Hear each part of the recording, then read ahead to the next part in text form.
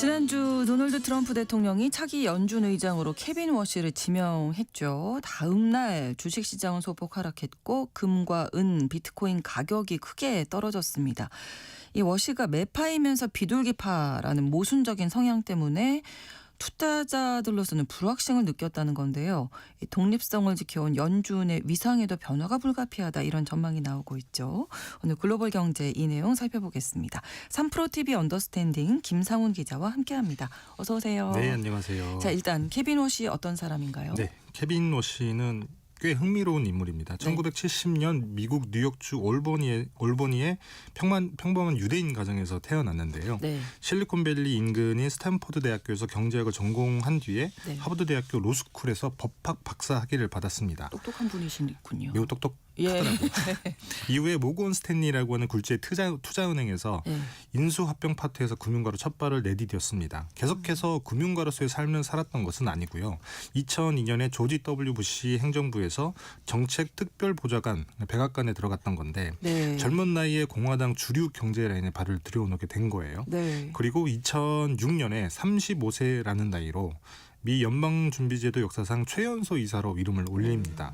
아주 화려한 삶을 살았다라고도 볼 수 있고요. 그러네요. 한국에선 그 말 많은 쿠팡의 주주이자 사회이사로도 이름을 알리고 있기도 합니다. 네네. 커리어만 화려한 게 아니고 배경은 더 화려합니다.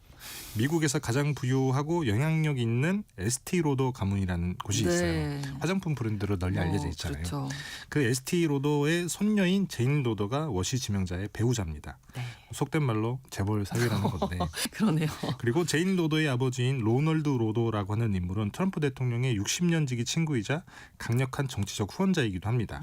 최근에는 트럼프 대통령에게 그린란드 인수 아이디어를 처음으로 제안했다라고 해서 이름을 조금 알리기도 했는데요.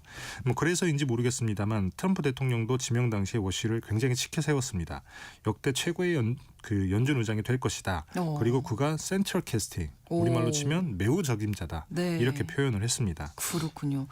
정말 이 사람에 대해서 할 말이 정말 많을 것 같은데 일단은 정책적으로 보면 매파이면서 비둘기파다. 네. 이럴 수가 있는 건가? 그러니까요. 매파이면서 비둘기파다? 일단 뭐 최연소 연준 이사의 기록을 보유하고 있기는 하지만 사실 이 사람이 펜대로만 간판을 땄던 것은 아니에요. 네. 워시 지명자는 실물 시장을 아주 잘하는 전문가로 인정을 받고 있는데요.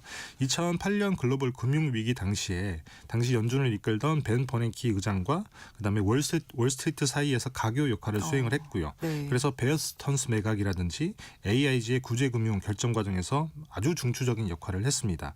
위기 상황에서는 과감하게 개입은 필요하지만 이 개입은 시장의 기능을 훼손하지 않는 범위 내에서 가능하다라고 하는 게 그의 철학인데 네. 그래서 사실 당시 벤 버냉키 연준 의장과는 갈등이 잦기도 했어요. 특히 그가 연준 이사 재임 시에 강하게 비판했던 게 바로 양적 완화라고 하는 겁니다. 네. 2008년 위기 당시에 첫 번째 양적 완화를 반대했던 것은 아니에요. 오히려 주도했다라고 봐야 되는데 이때는 사실 금융 시스템의 붕괴를 막을 심폐소생술이 필요하다 그렇게 판단을 했었고요. 네. 근데 2010년에 미국 연준이 두 번째 양적 완화를 준비하거든요. 그때는 태도를 180도 바꿉니다. 이때는 공개적으로 반대 의사를 표명하면서 그때부터 대표적인 매파로 자리매김하게 된 겁니다. 네. 그러니까 매파 비둘기파 좀 설명을 해 주셔야 될 것 같아요. 네, 조금 어렵기는 한데 네. 우리가 보통은 금리를 내리냐 올리느냐 이런 걸로 가리긴 합니다만 사실 매냐 비둘기냐 이걸 가리는 기준은 인플레이션에 대한 태도로 가르거든요. 그래서 보통 매파 같은 경우에는 네. 통화 정책의 본질이 물가 상승을 억제하는 것이다. 이렇게 판단하는 그룹을 말하고요. 비둘기파는 물가는 조금 희생하더라도 경기가 더 잘 돌아가게 하는 게 훨씬 더 중요하다. 네. 그래서 양적 완화 혹은 금리 인하를 지지하는 쪽을 지칭하는 말입니다. 비둘기파가 양적 완화를 지지하는. 맞습니다. 네. 네, 그런 면에서 사실 과거에 케빈 워시 같은 경우에는 양적 완화를 반대했기 반대하니까? 때문에 전형적인 매파인 건데 네. 그가 양적 완화를 반대하는 주장은 이렇습니다. 미국 연준이 재무부가 발행한 국채를 사들여서 회계장부가 굉장히 비대해지는 것은 결국엔 시장의 자본 배분의 효율성을 떨어뜨린다. 예. 그래서 더욱이 이거는 월스트리트 금융기관과 부자들의 배만 불리는 정책이고 그렇게 돈이 풀리면 필연적으로 물가가 오를 수밖에 없다. 그래서 국채를 매입해서 회계장부의 덩치를 키우는 방식으로 돈을 푸는 것은 오히려 실물 경제에는 도움이 안 된다. 그러니까 돈은 풀면 안 된다. 이런 주장인 건데 네. 결국에 그는 자신의 주장이 받아들여지지 않아서 임기를 7년 이상 남겨둔 2011년에 스스로 연준 이사직에서 내려옵니다. 오. 이렇게 보면 매우 강단 있는 매파처럼 그러네요. 보이죠. 네. 근데 왜 비둘기파? 이게 최근 라고도. 행보 때문인 건데 예. 연준이 국채 보유를 줄여야 한다라는 철학은 변함이 없습니다. 네. 그런데 트럼프 대통령은 미국 연준이 기준금리를 1%까지는 내려야 된다라고 주장하는 사람이잖아요. 그렇죠. 그래서 제롬 파월 지금 의장을 멍청이라고 공개적으로 비판했던 것도 충분히 네. 금리를 내리지 않았기 때문인 건데 그렇죠. 근데 매파로 분류되는 워시를 면담 이후에 지명을 했고요. 심지어 지명 뒤에는 비공개 사교클럽의 연례 만찬에서 네. 워시 지명자를 상대로 이런 농담도 던집니다. 금리 안 내리면 고소하겠다고. 그래서 둘 사이엔 아마도 충분한 교감이 오갔을 것으로 보이는 건데 네. 재밌는 건 워시 지명자가 매파이긴 하지만 최근 들어서는 금리 인하의 필요성을 공개적으로 지지하고 있다고 하는 겁니다. 매파인데 금리 인하를 지지한다는 게 조금 이상하죠. 사실은 네. 논리는 이런 건데 AI 산업이 급격하게 발전하면서 생산성이 올라갔기 때문에 이제 물가 상승 압력을 상쇄할 수 있다라고 하는 게 그의 생각입니다. 그래서 시장이 혼란스러워하는 건데요. 돈을 풀면 안 된다라고 하는 강경 매파가 트럼프 대통령의 금리 인하를 또 지지하는 거니까 혼란스러운 건데 어떻게 될 건지 이제 모르겠는 거죠. 그렇죠. 네. 그래서 시장에 풀린 돈이 쏠려 있는 금과 은, 비트코인 같은 자산 가격이 급락을 했던 것이고요. 네. 어떤 정책을 펼지 모르겠으니까 일단 오른 가격에 팔아서 수익을 실현하고 앞으로는 지켜보겠다. 뭐 이런 심리라고 볼 수 있을 것 같습니다. 그리고 너무 많이 떨어졌잖아요. 이게. 많이 떨어졌죠. 네. 워낙에 투기적인 수요가 많이 쏠려 있던 상황이라서 충격이 컸던 것으로 보이는 건데요. 네. 그래서 워시 쇼크라고 하는 게 워시 지명자 때문이 아니라 다른 요인이 컸다라는 분석도 있습니다. 일단 우선 비트코인 가격이 급락을 하면서 헤지펀드 같은 투자자들이 보유한 계좌에서 증거금 부족 사태라고 하는 게 발생을 합니다. 네. 이 정도의 증거금을 가지고 있어야 가격이 떨어졌을 때 그걸로 커버한다라고 하는 건데 이 증거금을 채우려고 금이나 은 이런 선물 계약을 청산하면서 이제 금과 은의 가격이 급락했다고 하는 겁니다. 네. 더군다나 최근에 시카고 상품 거래소 같은 금과 은의 선물을 취급하는 거래소에서 금과 은의 증거금을 올리기도 했거든요. 그래서 금과 은 가격이 급락한 거지 온전히 워시 지명자 때문은 아니다라고 하는 건데 네. 그럼에도 불구하고 양적 완화로 풀린 돈을 걷어들이면서 동시에 돈을 푸는 금리 인하를 하겠다라고 하는 워시 지명자의 어떻게 보면 역설적인 정책 조합에 시장이 조금 당혹해하는 건 사실입니다. 풀린 돈은 걷어들이는데 계속 푸는 거예요? 그럼 계속 걷어들이겠다? 이런 거잖아요? 맞습니다. 이게 가능한 이야기인가요? 그래서 월가에서 굉장히 큰 논쟁이 벌어지고 있는 건데요. 네. 모순적인 정책 조합이 아니냐 이런 평가가 나오는 그렇죠. 겁니다. 연준이 돈을 푸는 양적 완화 타깃은 돈을 푸는 양적 완화라고 하는 정책의 타깃은 사실 장기 금리라고 하는 거거든요. 금리. 미국 재무부가 발행하는 장기 국채를 사들이는 방식으로 시중의 장기 금리라고 하는 걸 조정하는 건데 네. 워시는 연준의 회계 정부가 덩치가 커지는 양적 완화를 반대한다고 말씀을 드렸잖아요. 네. 그래서 연준이 미국 재무부의 장기 국채를 사지 않고 오히려 시장에 내다 파는 정책을 편다라고 하는 건데 그러면 이 장기 국채의 가격은 내려갑니다. 그렇죠. 그러면 국채의 가격과 금리는 반대로 움직이거든요. 금리가 그러면 오르겠네요. 그렇죠. 국채 금리가. 그래서 장기 국채 금리가 오른다는 얘기가 됐고요. 그래서 장기 국채 금리가 오르면 네. 시중의 다른 채권의 금리도 오를 테고 그렇죠. 그러면 가게가 집을 살 때 빌리는 모기지론 그다음에 기업이 투자할 때 발행하는 회사채의 금리도 당연히 오를 수밖에 없습니다. 네. 그러면 당연히 집을 사는 가게나 혹은 투자하는 기업이 줄어들게 되고요. 그렇죠. 그러면 당연히 또 경기에 악영향을 미칠 안 수밖에 좋겠죠. 없습니다. 네. 이건 사실 트럼프 대통령의 정책과는 정반대 방향이거든요. 물론 워시 지명자는 방법이 있다라고 주장을 합니다. 재무부와의 새 협약을 맺겠다라고 하는 건데요.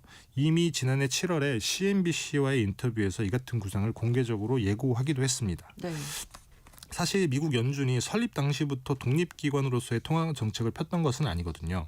재무부 입장에서는 항상 저금리로 국채를 발행하고 싶을 수밖에 없잖아요. 네. 근데 사주는 사람이 없으면 그게 힘듭니다. 그렇죠. 그래서 미국 연준이 발권력을 동원해서 그러니까 쉽게 말해서 돈을 찍어서 국채를 사들였고 이게 국채 가격을 떠받쳐 줬던 건데 네. 그래서 오히려 상당 기간 재무부에 종속된 기간이었다라고 볼 수 있거든요. 이 관계가 바뀐 게 1951년입니다. 그때 당시에 역사적인 합의를 통해서 통화정책의 독립성을 명문화하는 건데 네. 그게 지금까지 이어지고 있는 것이고 근데 이걸 바꾸겠다라고 하는 게 워시 지명자의 계획입니다. 예전으로 돌아간다는 뭐 그런 예전으로 돌아간다는 건 아닌데 네. 바꾸겠다라고 하는 게 어떤 어떻게 내용이냐면 바꾸는 건지가 이제 중요하겠네요. 그렇죠. 연준이 보유하고 있는 장기 국채를 팔아서 회계장표의 정치를 줄이는 거는 뭐 자신의 철학대로 진행을 합니다. 네. 다만 이게 무분별하게 이루어질 경우에는 말씀드렸다시피 국채 가격이 폭락을 하고 금리가 치솟을 오르고. 수가 있겠죠. 네. 그래서 앞으로는 재무부와 한 팀처럼 움직이겠다라고 하는 겁니다. 그래서 재무부의 국채 발행 상황을 고려해서 네. 감내할 수 있는 범위 내에서 질서 있게 장기 국채라고 하는 걸 팔겠다고 하는 것이고요. 통화 정책과 재정 정책에 발을 맞추는 이른바 폴리시 믹스라고 포장할 수도 있기는 합니다. 여기에 더해서 트럼프 대통령이 요구하는 것처럼 기준금리를 낮춘다. 그러면 이거는 사실 단기 금리를 내리는 거거든요. 네. 그러면 미국 재무부가 단기 국채 발행을 통해서 낮은 금리로 부채를 조달할 수 있는 공간도 확보가 되는 거예요. 그래서 굳이 금리가 오른 장기 국채를 많이 발행하지 않아도 되는 거죠.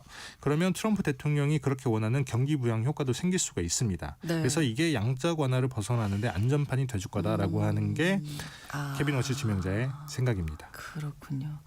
뭐 어쨌든 미 연준의 역할이 좀 바뀌기는 하겠네요. 네, 맞습니다. 네, 사실 지금 같지는 않겠다. 어느 쪽으로든 변화는 불가피한데 긍정 회로라고 하는 걸 돌리는 쪽에서는 이렇게 예상하고 있기도 합니다.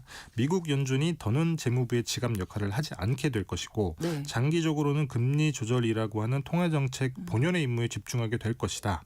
그래서 그러면 오히려 독립성이 강화된다. 이런 네. 주장인 건데 뭐 실제로 그렇게 될 수도 있습니다. 보는. 예. 근데 대다수의 시각은 사실 부정적이에요. 그렇죠. 말이 네. 긴밀한 소통이지 그것 자체가 독립성을 해칠 수 있다라고 하는 건데 사실 미국 재무부 장관은 대통령의 최측근이잖아요. 네. 당연하게도 대통령의 의중이 반영될 수밖에 없고요. 그럼요. 그래서 결국 20세기 초반처럼 미 연준이 재무부의 부채 조달을 돕는 보조적인 기관으로 전락할 수밖에 없을 것이다. 이런 우려가 나오고 있는 겁니다. 네. 근데 강단있는 모습을 한번 보여준 적이 있잖아요. 네. 케빈 워시가. 이번에도 좀 그렇게 할 수 있지 않을까요?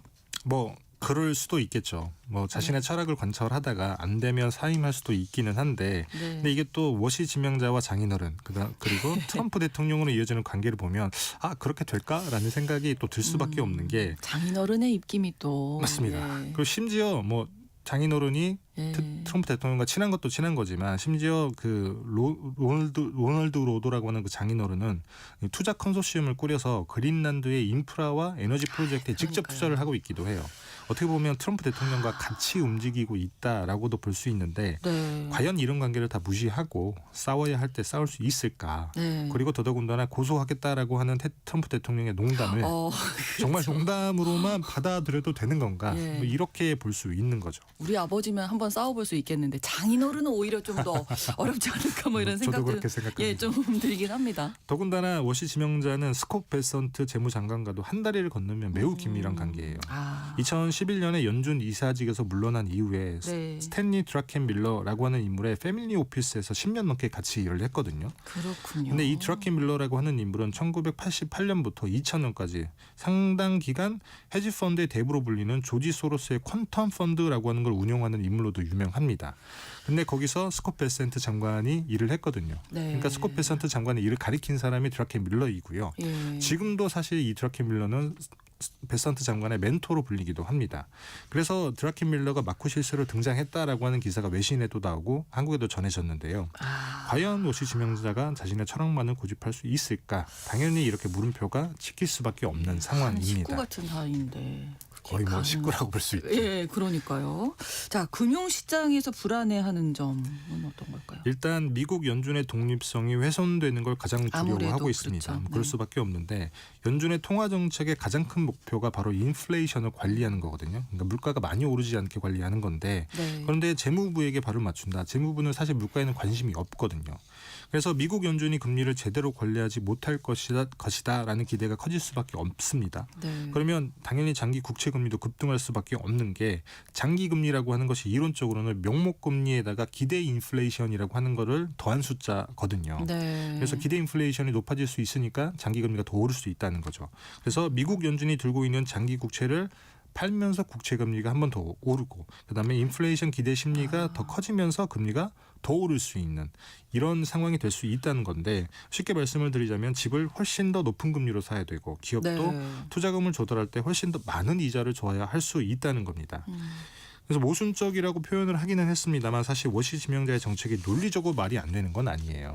논리적으로는 말이 되는데 네, 다만 네. 우리가 지금껏 한 번도 펴본 적이 없는 실험적인 정책이다. 그래서 이게 금융시장의 불확실성을 키울 테고요. 그러면 그렇죠. 당연히 자산시장에서도 변동성도 커질 수밖에 없고요. 우리가 굉장히 중요하게 생각하는 환율도 어디로 튈지 모르게 되는 겁니다. 그렇죠. 그리고 월가에서 걱정하는 게 또 하나 있는데 워시 지명자는 연준이 매달 발표하는 고용지표, 그다음에 물가지표 이런 것들에 너무 많이 매달리고 있다라고 판단하고 있습니다. 이게 데이터 의존성에서 벗어나야 된다 이렇게 얘기를 하는데 네. 그래서 예를 들면 점도표 같은 네. 매우 세세한 예측 수치를 시장에 제공하는 것도 중단해야 된다. 이렇게 생각을 하고 있거든요. 그래서 투자자 입장에서 보게 되면 사실 지금까지는 연준이 매우 친절하게 어떻게 보면 가이드라인을 줬던 그렇죠. 상황이었던 네, 거예요. 네. 근데 그걸 하지 않겠다고 하는 거기 때문에 더 불안해지잖아요. 그렇죠. 그래서 이 같은 변화가 불확실성을 더 키울 수밖에 없다라는 우려들이 나오고 있는 것입니다. 경제가 이 불확실성을 가장 싫어한다고 맞습니다. 알고 있는데 그렇죠. 불안하네요. 조금 많이 어떻게 불안한 될지. 상황입니다. 예, 좀 지켜봐야 되겠습니다. 네. 글로벌 경제 3프로TV 언더스탠딩 김상훈 기자와 함께했습니다. 고맙습니다. 네, 감사합니다. 더피의 Stay With Me Baby 전해드리면서 KBS 일라디오 신성원의 오늘 세계는 마치겠습니다. 내일 오전 11시 5분에 다시 뵙겠습니다. 고맙습니다.